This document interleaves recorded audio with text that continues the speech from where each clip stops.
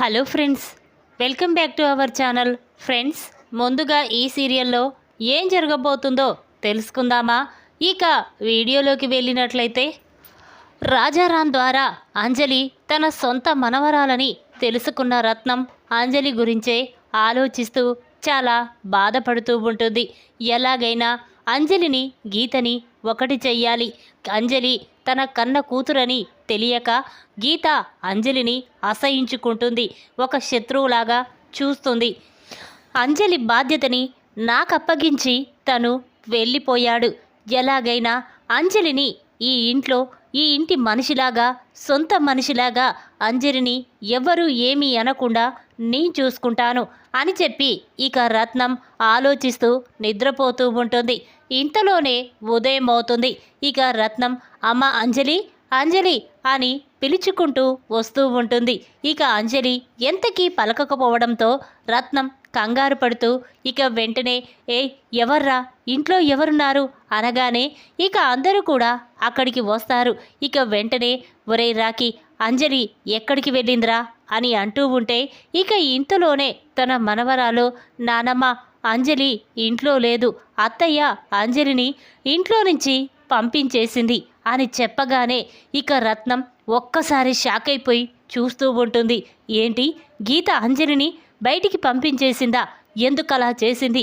గీత అంజలి లేని ఇంట్లో నేను కూడా ఉండలేను అని రత్నం అనగానే అప్పుడు శంకర్, అమ్మ ఏం మాట్లాడుతున్నావు నువ్వు?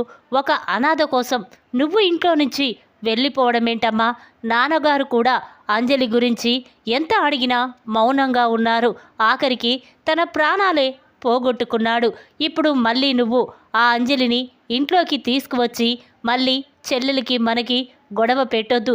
చూడు, తను అనాథలాగే ఇంట్లో నుంచి వెళ్ళిపోయింది అని శంకర్ అనగానే అప్పుడు రత్నం, ఒరే మనీష్, నువ్వు ఏం చేస్తావో ఏమో నాకు తెలియదు, కానీ కాసేపట్లోగా అంజలి ఈ ఇంట్లో ఉండాలి. అంజలి ఎక్కడ ఉన్నా వెతికి ఇంటికి తీసుకురా అని రత్నం అనగానే అప్పుడు మనీష్, సరే నానమ్మ, వెంటనే వెళ్ళి తీసుకొస్తాను అని చెప్పి ఇక వెంటనే మనీష్ అంజలిని వెతికి తీసుకురావడానికి వెళ్తూ ఉంటాడు. ఇక ఎంత వెతికినా మనీష్కి అంజలి కనిపించకపోవడంతో మనీష్ చాలా కంగారు పడుతూ, అంజలి ఎక్కడున్నావు అంజలి? నీ కోసం ఎక్కడెక్కడో వెతుకుతున్నాను, కానీ నువ్వు ఎక్కడా కనిపించలేదు. నువ్వు ఇంట్లో నుంచి వెళ్ళిపోతే నా మనసు ఎంతో బాధపడుతుంది అని చెప్పి అనుకుంటూ ఉండగా ఇంతలోనే అంజలి వానలో తడుస్తూ ఒక చోట కూర్చొని చాలా వణుకుతూ ఉంటుంది. ఇక అది చూసిన మనీష్ చాలా బాధపడుతూ వెంటనే అంజలి దగ్గరికి వచ్చి అటు ఇటు చూస్తూ ఉంటాడు. ఇక అక్కడ ఏమీ లేకపోవడంతో వెంటనే తన షర్ట్ ఇప్పి అంజలికి ఇస్తాడు. ఇక అది చూసిన అంజలి చాలా బాధపడుతూ కన్నీళ్లు పెట్టుకుంటూ ఉంటుంది. ఇక మనీష్, పద అంజలి, ఇంటికి వెళ్దాం పద అనగానే అప్పుడు అంజలి, లేదు మనీష్ గారు, నేను ఇక ఇంటికి రావాలనుకోవడం లేదు. చూడు, నా వల్లే మీ ఇంట్లో గొడవలు వస్తున్నాయని, నేను ఆ ఇంట్లో అడుగుపెట్టిన దగ్గర నుంచి మీకు అన్నీ బాధలే అని మీ అత్తయ్య గారు నన్ను అసహించుకొని నన్ను మెడపట్టుకొని బయటికి గెంటేశారు. మళ్ళీ నేను ఆ ఇంటికి వస్తే మీ అత్తయ్య మీ కుటుంబం నుండి శాశ్వతంగా దూరం అయిపోతుంది. ఇక ఎప్పుడు నా మొహం చూయించొద్దని చెప్పింది. అందుకే నేను అక్కడికి రాలేను. ప్లీజ్ నన్ను వదిలేయండి. నేను ఏదో ఒక అనాథాశ్రమంలో ఉంటాను అని అంజలి అంటుంది. ఆ మాటలు విన్న మనీష్, చూడు అంజలి, తాతయ్య నీకిచ్చిన మాట కోసం మా అత్తయ్యనైనా దూరం చేసుకోవాలనుకున్నాడు, కానీ మా తాతయ్య నానమ్మతో ఏం చెప్పాడో నాకు తెలియదు, కానీ నిన్ను మాత్రం వెంటనే నానమ్మ ఇంటికి తీసుకురమ్మని చెప్పింది. నువ్వు కనిపించకపోతే నానమ్మ తట్టుకోలేకపోతుంది. ప్లీజ్ అంజలి, ఇప్పుడు మా తాతయ్యే మాకు దూరం అయిపోయాడు. నానమ్మ దూరం అయితే తట్టుకోలేము, పద అంజలి అని మనీష్ అంటూ ఉంటే ఇక అంజలి ఆలోచిస్తూ ఉంటుంది. తన మనసులో నిజంగానే తాతయ్య నా కోసం ఎంతో చేశాడు. ఇప్పుడు తాతయ్యే దూరమైపోయాడు. అమ్మమ్మ దూరమైపోతే ఇక బ్రతకలేను. అందులోటి నేనే కన్న కూతుర్నని అమ్మమ్మకి తెలిసిపోయింది. ఇప్పుడు నేను అమ్మమ్మని చాలా జాగ్రత్తగా చూసుకోవాలి అని అంజలి అనుకుంటూ ఉండగా ఇక మనీష్, పద అంజలి వెళ్దాం అని చెప్పి ఇక మనీష్ అంజలిని తీసుకొని ఇంటికి వస్తాడు. ఇక అది చూసిన రత్నం చాలా సంతోషపడుతూ, అమ్మ అంజలి, ఏంటమ్మా ఏదో కోపాన గీత నిన్ను మెడపెట్టుకొని బయటికి గెంటేసినంత మాత్రాన నువ్వు ఈ ఇల్లు వదిలి ఈ అమ్మమ్మని వదిలి బయటికి వెళ్ళిపోవడం ఏంటమ్మా అని రత్నం అంటూ ఉంటే, అప్పుడు అంజలి, చూడమ్మా, నేను ఒక అనాథని, నాకు ఎవరూ లేరు, మీ ఇంట్లోకి వచ్చి గొడవలు పెట్టడం ఇష్టం లేకనే నేను వెళ్ళిపోయాను అనగానే ఇక రత్నం, చూడమ్మా, నువ్వు అనాథవి కాదు, నీకు ఈ అమ్మమ్మ ఈ ఇంట్లో వాళ్ళందరూ ఉన్నారు, నువ్వు కూడా ఈ ఇంట్లో మనిషివే అని రత్నం అనగానే ఆ మాటలు విన్న శంకర్కి చాలా కోపం వస్తుంది. ఏంటమ్మా, నిన్ను అంజలి అమ్మమ్మ అనడమేంటి? తనేదో గీత కూతురైనట్టు, తను నీ సొంత మనవరాలైనట్టు చూడు, అలా పిలవడానికి వీల్లేదు, తను ఒక అనాథ అని శంకర్ అవమానిస్తూ ఉంటాడు. ఇక ఆ మాటలు విన్న రత్నం చాలా కోపంగా, ఒరే శంకర్, నేను చెప్తున్నాను విను, ఇక నుండి అంజలి నన్ను అమ్మమ్మనే పిలుస్తుంది, ఈ ఇంటి మనిషి అంజలి, ఇక ఎవరైనా అంజలిని బాధ పెట్టినా అవమానించినా నేను ఊరుకోను అని చెప్పి ఇక రత్నం అంజలిని తీసుకొని లోపలికి వెళ్తుంది. అది చూసిన మనీష్ చాలా సంతోషపడుతూ ఉంటాడు. ఇదేంటి, అంజలి ఇంట్లో నుంచి వెళ్ళిపోతే అంజలి గురించి నా మనసు ఎందుకు అంతలా బాధపడుతుంది? ఒకవేళ నానమ్మ అంజలిని మనవరాలని చెప్తుంది, కానీ తాతయ్య నానమ్మ ఇద్దరూ కలిసి ఏదో దాస్తున్నారు, ఆ నిజమేంటో తొందరలోనే తెలుసుకుంటాను అని చెప్పి ఇక మనీష్ అక్కడి నుంచి వెళ్ళిపోతాడు. ఇక అంజలి మాత్రం ఒంటరిగా కూర్చొని గీత గురించే ఆలోచిస్తూ ఉంటుంది. ఇన్ని రోజులు నేను మా అమ్మ కోసం ఎంతగానో వెతికాను, మా అమ్మ ఎక్కడ ఉంటుందో తెలుసుకోవాలనుకున్నాను, కానీ గీతనే నా సొంత కన్న తల్లి అని నాకు ఇప్పుడు తెలిసిన మరుక్షణమే మా అమ్మ నన్ను అసహించుకుంటుంది. అమ్మ ప్రేమని పొందాలనుకున్నాను, అమ్మతో కలిసి ఉండాలనుకున్నాను, కానీ ఇప్పుడు మా ఇద్దరి మధ్య ఇలా శత్రుత్వం పెరుగుతుందని అస్సలు ఊహించుకోలేకపోయాను అని చెప్పి ఇక అంజలి బాధపడుతూ ఉంటుంది. ఇలాగే కొద్ది రోజులు గడుస్తుంది. ఇక అంజలి రత్నం దగ్గరికి వచ్చి, అమ్మమ్మ, ఇంట్లో సరుకులు నిండుకున్నాయి, నేనలా బజారుకి వెళ్ళి సరుకులు తీసుకొస్తాను అని అంజలి అనగానే అప్పుడు రత్నం, అమ్మ అంజలి, నీకేంటమ్మా ఆ బాధ?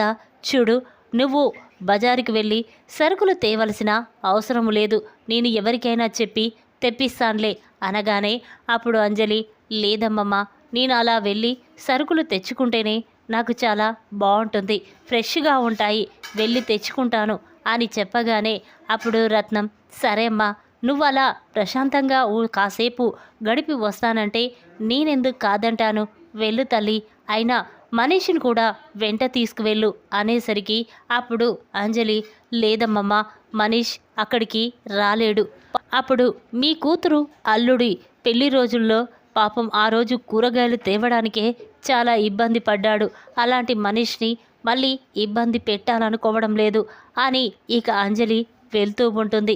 ఇంతలోనే మనీష్ అంజలికి ఎదురుగా వస్తాడు. ఇక అంజలిని చూసి, ఏంటంజలి, ఎక్కడికి వెళ్తున్నావు? అయినా ఇంట్లో ఎవరికి చెప్పకుండా వెళ్తున్నావా అనగానే అప్పుడు అంజలి, లేదు మనీష్, ఇక నుండి నేను ఏ విషయమైనా అమ్మమ్మతో చెప్పే వెళ్తాను, నేను బజారుకు వెళ్తున్నాను ఇంట్లో సరుకులు తేవడానికి అని అంజలి అనగానే అప్పుడు మనీష్, పద అంజలి, నేను కూడా వస్తాను అని చెప్పి ఇక ఇద్దరూ కలిసి అలా నడుచుకుంటూ వెళ్తూ ఉంటారు. ఇక అక్కడికి వెళ్ళి ఇంట్లో కావలసిన సరుకులన్నీ తీసుకొని ఇక తిరిగి వస్తూ ఉంటారు.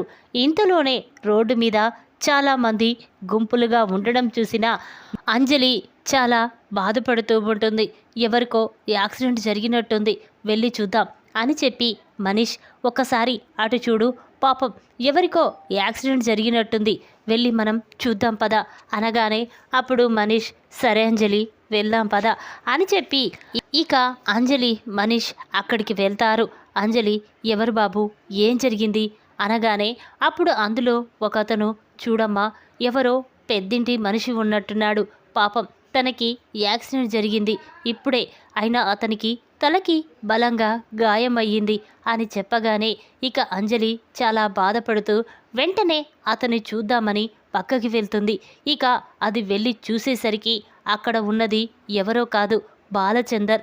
అది చూసిన అంజలి ఒక్కసారి స్టన్ అయిపోయి చూస్తూ ఉంటుంది.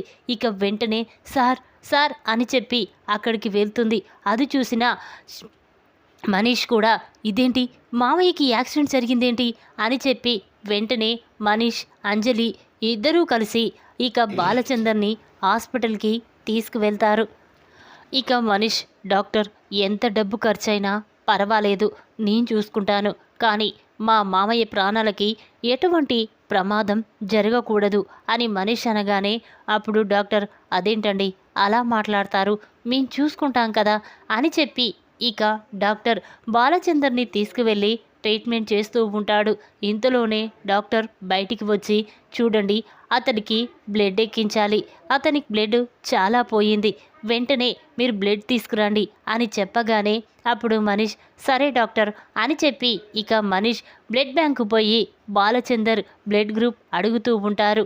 ఇక అక్కడ అది దొరకపోవడంతో ఇక మనీష్ చాలా బాధపడుతూ వెంటనే అక్కడికి తిరిగి వచ్చి డాక్టర్ ఆ బ్లడ్ గ్రూప్ ఎక్కడా దొరకలేదు, ఏం చెయ్యాలో అర్థం కావడం లేదు అనగానే ఇక ఇంతలోనే అంజలి డాక్టర్ నాది కూడా ఓ పాజిటివే, నేనిస్తాను అని చెప్పగానే ఇక డాక్టర్ సరే అమ్మా పద అని చెప్పి అంజలిని తీసుకొని లోపలికి వెళ్తాడు.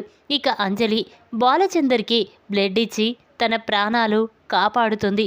ఇక ఇంతలో డాక్టర్ బయటికి వచ్చి చూడు మనీష్, పాపం ఆ అమ్మాయి బ్లడ్ ఇవ్వకపోతే తన ప్రాణాలు పోయుండేవి, పాపం ఆ అమ్మాయి ఎవరో కానీ అతని ప్రాణాలు కాపాడింది అని డాక్టర్ చెప్పగానే ఇక మనీష్ చాలా సంతోషపడుతూ థ్యాంక్ యూ డాక్టర్, మా మామయ్యని బ్రతికించినందుకు మీకు చాలా థ్యాంక్స్ అని చెప్పి ఇక లోపలికి వెళ్తారు.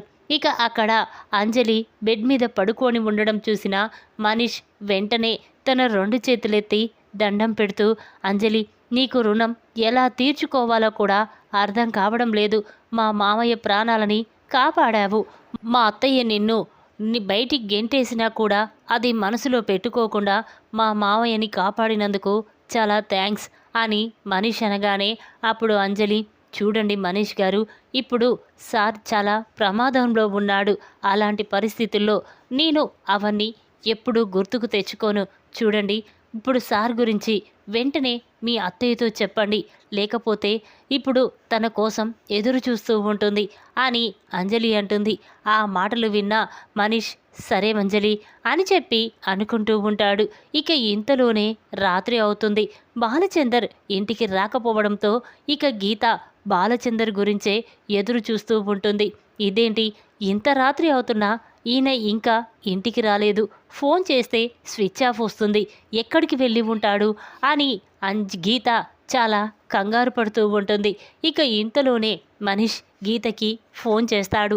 మనీష్ నుండి ఫోన్ రావడంతో గీత ఫోన్ లిఫ్ట్ చేసి ఒరే మనీష్, మీ మామయ్య ఇంతవరకు ఇంటికి రాలేదు, ఎక్కడికి వెళ్ళాడో తెలియడం లేదు, నాకు చాలా కంగారుగా ఉందిరా అని గీత అనగానే అప్పుడు మనీష్ అత్తయ్య మీరేమీ కంగారు పడొద్దు, మామయ్య నా దగ్గరే ఉన్నాడు, మామయ్యకి చిన్న యాక్సిడెంట్ జరిగింది, చిన్న గాయమయ్యింది అని మనీష్ చెప్పగానే ఇక గీత ఒక్కసారే స్టన్ అవుతుంది.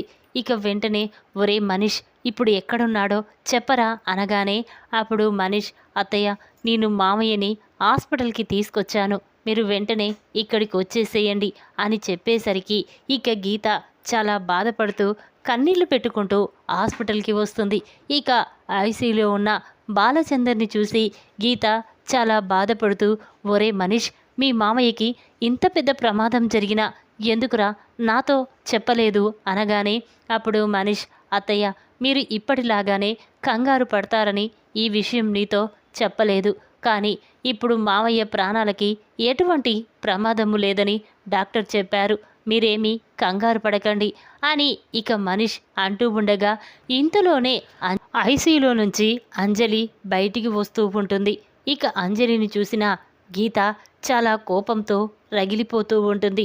ఇక వెంటనే అంజలి దగ్గరికి వెళ్ళి ఏయ్ నువ్వు ఇక్కడున్నావేంటి, నిన్ను ఇంట్లో నుంచి బయటికి గెంటేసినా కూడా మళ్ళీ ఎందుకే ఇక్కడ ఉన్నావు, అయినా నీకిక్కడికి రావలసిన అవసరం ఏముంది, నా భర్త ఇలా ప్రమాదంలో ఉండడానికి కారణం నీ వల్లే కదా నువ్వు ఎక్కడ ఉంటే అక్కడ మనసులకి ప్రశాంతత ఉండదు అని చెప్పి ఇక గీత అంజలిని తిడుతూ ఉంటుంది. ఇక ఆ మాటలు విన్న అంజలి, మేడం నేను చెప్పేది వినండి ప్లీజ్, నన్ను అర్థం చేసుకోండి అనగానే అప్పుడు గీత, చూడు నిన్ను అర్థం చేసుకోవడానికి ఇంకా ఏముంది, మా ఇంట్లో అడుగు పెట్టావు, మా నాన్నని నాకు కాకుండా చేశావు, మా 2 కుటుంబాల మధ్య గొడవలు పెట్టావు, ఆ బాధతో మా నాన్న మాకు దూరమైపోయాడు, ఇప్పుడు నా భర్తకి ప్రాణాలకి ఏదైనా జరిగితే నిన్ను ప్రాణాలతో ఉంచను అని గీత అంటూ ఉంటే ఇక మనీష్ వెంటనే గీత దగ్గరికి వచ్చి, అత్తయ్య నువ్వు తప్పుగా అర్థం చేసుకుంటున్నావు, అంజలి లేకపోతే మామయ్య ఇప్పుడు ప్రాణాలతోనే ఉండేవాడు కాదు అని చెప్పగానే ఇక గీతకి ఏమీ అర్థం కాదు.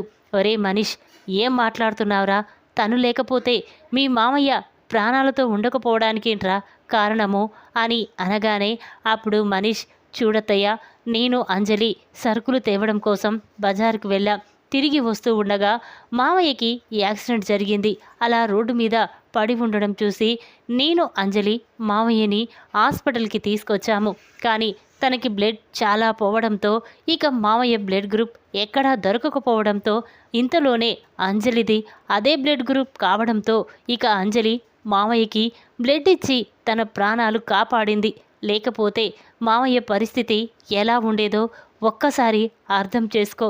చూడత్తయ్య అంజలి మీద నీకు కోపం ఉన్నమాట నిజమే, కానీ ప్రతిసారి అంజలిని తప్పు పట్టడానికి వీల్లేదత్తయ్య అని మనీష్ అంటాడు.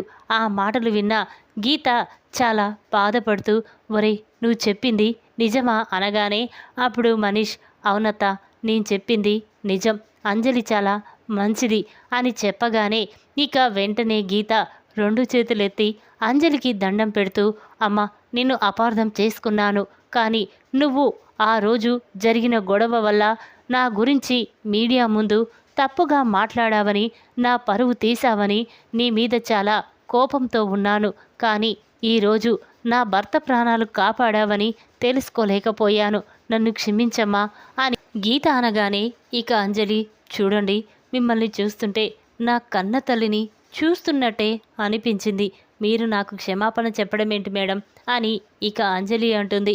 ఇంతలోనే బాలచందర్ మెల్లగా కళ్ళు తెరుస్తూ ఉంటాడు. ఇక అక్కడ అంజలి, మనీష్ అందరూ ఉండడం చూసిన బాలచందర్ చాలా సంతోషపడుతూ ఉంటాడు. ఇక అంజలిని చూసి, అమ్మ నువ్వేంటి అనగానే ఇక గీత జరిగిన విషయం మొత్తం కూడా బాలచందర్కి చెప్తుంది. దాంతో బాలచందర్, అమ్మ అంజలి నిన్ను చూసిన ప్రతిసారి నాకు కూడా నా కూతురుతో ఉంటే ఇలా బాగుండేది అనిపించింది, చూడమ్మా అంజలి చేసిన తప్పుకి నేను క్షమాపణ అడుగుతున్నాను, నా భార్యని క్షమించమ్మా అని బాలచందర్ అనగానే అప్పుడు అంజలి, అదేంటండి అలా మాట్లాడుతున్నారు, నేను ఒక అనాథని మీ ఇంట్లో ఉంచుకొని ఇంత తిండి పెడుతున్నారు, మీరు నన్ను అలా అనకూడదు అని చెప్పి ఇక అంజలి తన మనసులో చాలా బాధపడుతూ ఉంటుంది. ఈ విధంగా ప్రమాదంలో ఉన్న బాలచందర్ని కాపాడిన అంజలికి క్షమాపణ చెప్పిన గీత. ఈ వీడియో కనుక మీకు నచ్చినట్టయితే లైక్ చేయండి. మరిన్ని వీడియోల కోసం మా ఛానల్ని తప్పకుండా సబ్స్క్రైబ్ చేసుకోండి. Thanks for watching.